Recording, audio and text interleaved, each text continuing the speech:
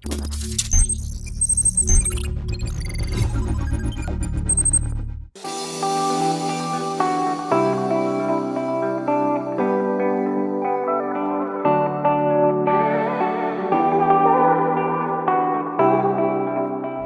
now we finally have that TVS Ronin, that all-new neo-retro motorcycle. You've seen it in concept form at the Auto Expo a few years ago.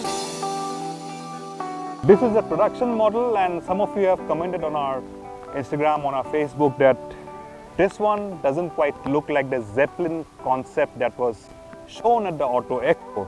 Yes, because this one is not that bike. It's different, completely new from the ground up. New design. It has hints of the Zeppelin concept, yes, but it is not the Zeppelin in production form. It's a new bike called a TVS Ronin. According to TVS, this is a neo-retro model. Not exactly a modern classic roadster, not even a scrambler. According to TVS, the company wants to target a new breed of consumers with this bike, who've possibly been there, done that, been bored with the typical modern classic 60s stylings, want something new, fresh, and of course with hints of that neo-retro design. The Ronin's design seems to have been inspired by different genres of motorcycles. So there's a little tinge of what TVS calls modern retro roadster. And there are also some visible scrambler influences like the flat and wide handlebar, block pattern tires, and an engine bash plate, although it's made of plastic. The fuel tank is largish, almost teardrop shaped, but with a modern lid, the side panels are somewhat of a nod to the 80s, and the ribbed flat seat, again a hint of retro appeal.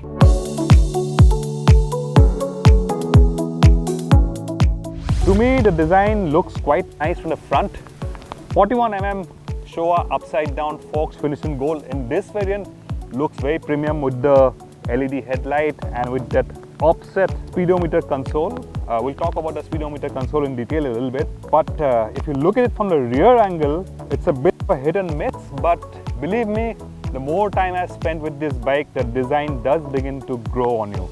Overall, I think it's quite a neat looking motorcycle. Not radically stylish, but yes, quite a nice looking motorcycle.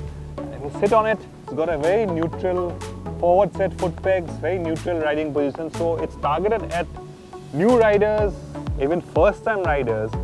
Although it's a 225cc engine, the engine's been tuned for mid-range and low range. So TVS wants to target new riders, women riders, lady riders, and that's the target consumer it is. Quite nicely built, nicely well finished. It's got span adjustable levers, blacked out handlebar, blacked out engine, blacked out alloy wheels with new block pattern tires, which have been designed specifically for this bike by TVS Remora. Nice block pattern tires here, but of course on alloy wheels, disc brakes front and rear, and it gets a single channel variant, of course in the lower variants, and the top spec variant gets dual channel ABS as well.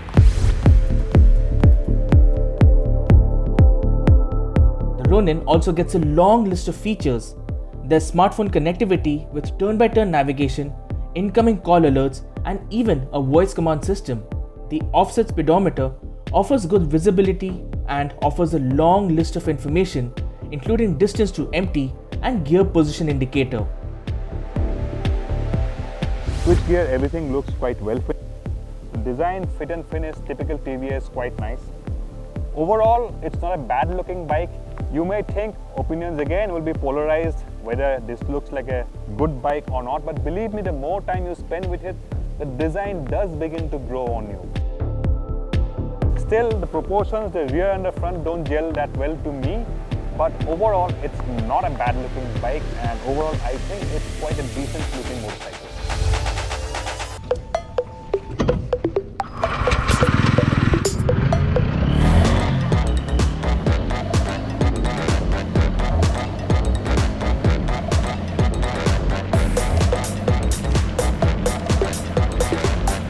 The Ronin cranks to life silently, and the exhaust note is a bassy, burbly soundtrack.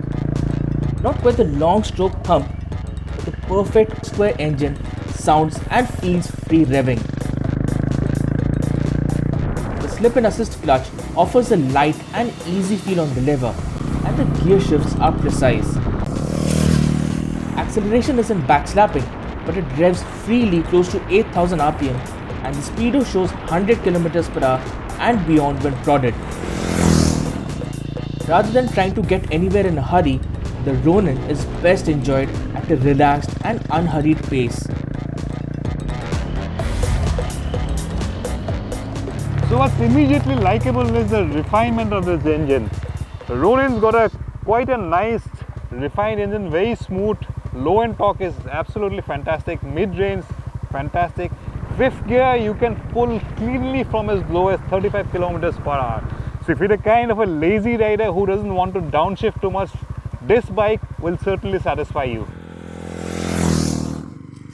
Yes, but if you're looking at displacement and top end performance, then the Ronin may leave you a little bit disappointed, because top speed we haven't been able to test here on these roads, but the claimed top speed is 120 kilometers, and of course around 5000 rpm you'll hit about 75-77 kilometers per hour, but that's also when you feel a little buzz on a tank as well as on the seat.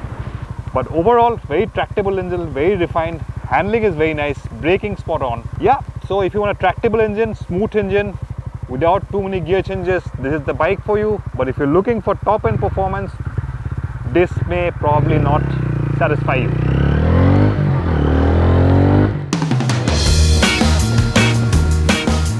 But the Ronin does make a strong impression is in its dynamics. The suspension glides over road imperfections and show it a corner or two, and even in the wet, it offers very good confidence to the rider. The brakes with dual channel ABS in the top-spec variant offer good bite and progression, and complement the tires in grip and stopping power. ABS also has got two modes, urban and rain. Now it's a rainy day here in Goa today, and we've tried the rain mode. Works quite nicely. When you brake in the rain, you are always assured of being in control. There is no locking up, there is no skidding.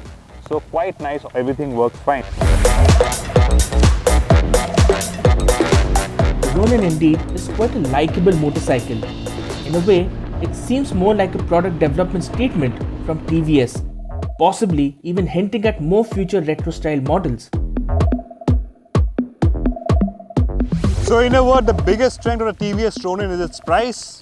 Very attractively priced, yes, and of course it's easy to ride. So if you're a first time rider also, you can very nicely ride this without thinking about its performance, which is not at all intimidating.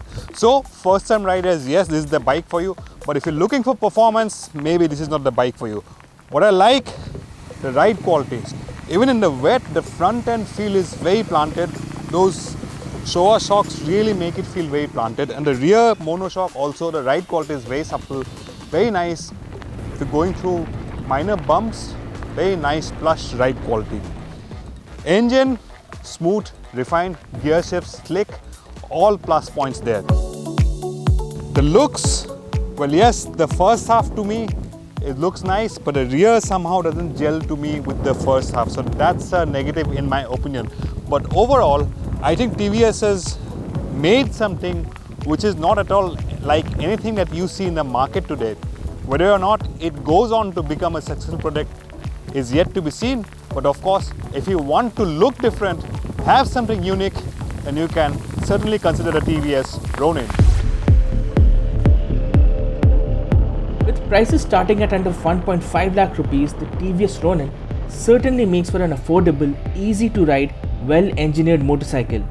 If you can come to terms with its rather unfamiliar design, the Ronin actually is a good motorcycle. All it needs is consumer acceptability to make this modern retro do wonders for TVS.